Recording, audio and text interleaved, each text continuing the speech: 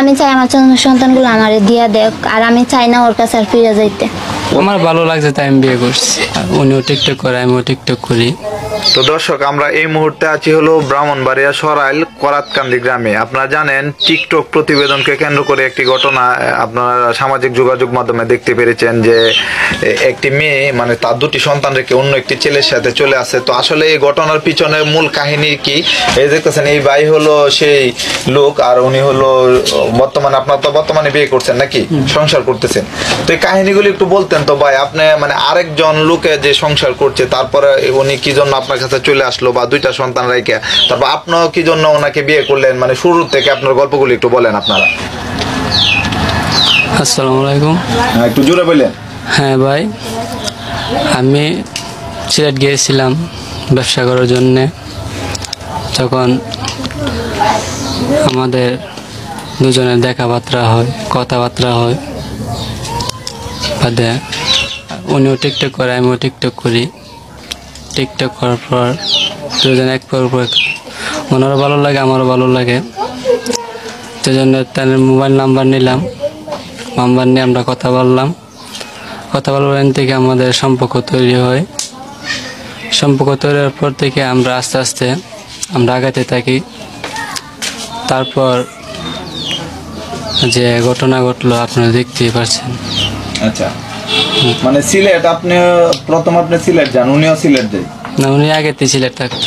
আপনার ওনার ফ্যামিলিটা আগে থেকে সিলেট থাকতো। ওনার স্বামী কি করতো? বাঙালি ব্যবসা করতো। তো আপনি কি এগুলি জানতেন না যে আরেকজনের স্ত্রী বা? হ্যাঁ। তারপরে মানে কিভাবে কি হইল? সবকিছু জানার পর ওর সাথে আমার সম্পর্ক হয়েছে। আচ্ছা, তারপরে কিছু নাই, সম্পর্ক হয়েছে। তারপরে দুজনে কথাবার্তা বললাম, ওর ভালো লাগলো, আমারও ভালো লাগলো। ও সবকিছু ত্যাগ করে আমার কাছে চলে আসছে। সব ত্যাগ করে চলে আসছে।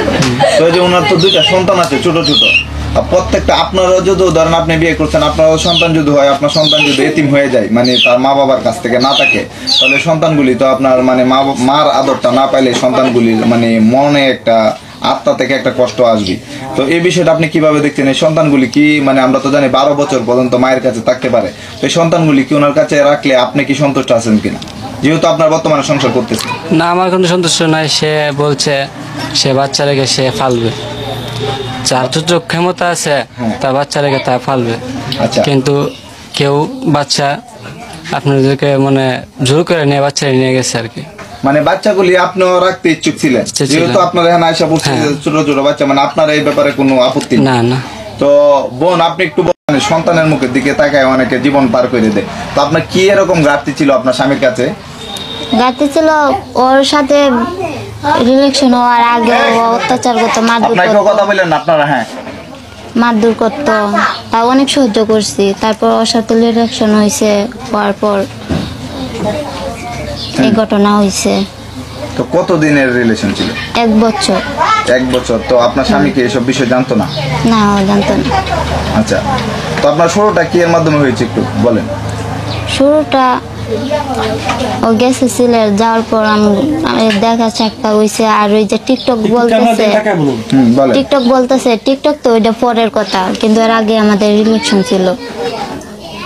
আচ্ছা, এর আগে আপনাদের রিলেশন ছিল। তো আপনার তো অপরিচিত, আপনার বাড়ি মনে হয়, আপনার বাড়ি কোথায়? আমরা সিলেটে থাকতাম। সিলেটে থাকতেন। তো আপনার মানে বিয়েতে হয়েছিল মানে কিশোরগঞ্জ। তো উনি তো তাকে হলো ব্রাহ্মণবাড়িয়া, তো কিভাবে পরিচয় হলো? আমরাও আমাদের ফ্যামিলি সিলেট থাকতো, ও গেছে সিলেট, তারপর এন থেকে পরিচয় হয়েছে। আচ্ছা, আমরা যেখানে থাকতাম এন থেকে ওর সাথে পরিচয় হয়েছে। আচ্ছা, তো আমরা তো জানি মানে সন্তানগুলি 12 বছর বা 7 বছর পর্যন্ত মার কাছে থাকে। আপনার বড় সন্তানের বয়স কত? 5 বছর। 5 বছর। তো আপনি কেন এই সন্তানগুলি রেখে আপনি কিভাবে সংসার করতেছেন? আমি তো এই বড় মেয়া ওর বাপের লাগি পাগল, এই জন্য ওর বাপের কাছে ওরে দিয়ে আইছে। আর ছোটরা তো এখনো বুঝে নাই, আমার কাছে নিয়ে আইছিলাম। পরে তারপর তো ওরা তো জোর করে নিয়ে গেছে, রাখতে দেয় না। নিয়ে গেছে। তো আপনি কি এরকম কোনো ব্যবস্থা নিয়েছেন? আর আপনি, আমরা আরেকটা বিষয় জানতে পারলাম, আপনি নাকি ওনাকে মানে ডিভোর্স না দিয়ে মানে ওনার কাছে আইসা পড়ছেন। এটা কতটুকু সত্য? মিথ্যা কথা। আমি ওর ঘরে, আপনার কাছে কি কাগজপত্র আছে? হ্যাঁ আছে। আচ্ছা, এখনো আছে? আছে। একটু দেখতে পারবো আমরা? হ্যাঁ, পারেন। তো দর্শক, তো আসলে আজকে আমরা এই বিষয়টা সম্পূর্ণ ভুল ভেঙে দিব। তো এরকম ঘটনা, পরকীয়া প্রেমের ঘটনা আমাদের সমাজে অহরহ ঘটতেছে। তো তারপরও মানে এই বিষয়টা আপনি কেন বেছে নিলেন যে আপনার দুইটা সন্তান রাইকে তারপর ওনার কাছে চলে আসলেন? আমি সহ্য করতে করতে না পারে চলে আসি। এর আগেও আমি 2-1 বার আমার মা বাপের কাছে চলে গেছিলাম। আচ্ছা, তো এটাই কি আপনাদের ডিভোর্স পেপার? হ্যাঁ। হ্যাঁ, একটু দেখান তো দর্শক, আমরা যদি একটু কাছ থেকে দেখাই, যে দেখতেছেন মানে এটা। আচ্ছা, তো এটা কি আপনি যখন ডিভোর্স দেন এটা কি আপনার হাজবেন্ডে জানতে পারছে নাকি ও জানতে আপনি একা একা ডিভোর্স দিয়েছেন? না, আমি অজান্তে একা একা দিয়ে দিছি। একা একা দিয়ে দিয়েছেন, উনি জানতে পারেন নাই? তার পরবর্তীতে যখন প্রয়োজন হয়েছে তখন এটা দেখাইছেন? হ্যাঁ হ্যাঁ। তো কতদিন মানে ডিভোর্স দেওয়ার কতদিন পরে উনি জানতে পারছে? ডিভোর্স দেওয়ার 4 মাস পরে তারপর ওরা জানাইছি। 4 এর মাস আগে পরে? এর আগে ওরা বলছে ডিভোর্স দেওয়ার জন্য, ও বলছে ডিভোর্স কেউ করে নিতে চায় না। আচ্ছা, ডিভোর্সটা নিতে চায় নাই। নিতে চাই নাই না? ও, তারপরে ডিভোর্স দেওয়ার পরও কি আপনি সংসার করছেন ওনার সাথে? না না।